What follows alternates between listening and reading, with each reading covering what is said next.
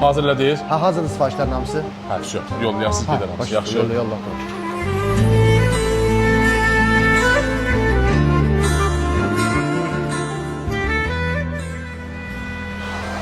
Gözəl gəlir. Gəl bura.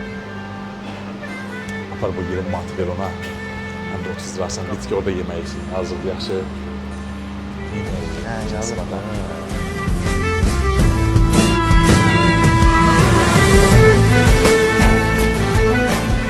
Oy, sarı kofta.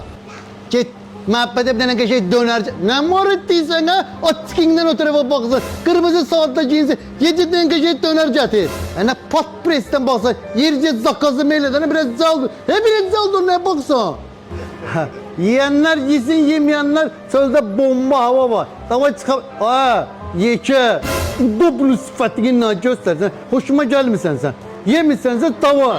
Ne derim tavuğu? Məndən də bu. Mən nəzəcəm. Hə, biləcək.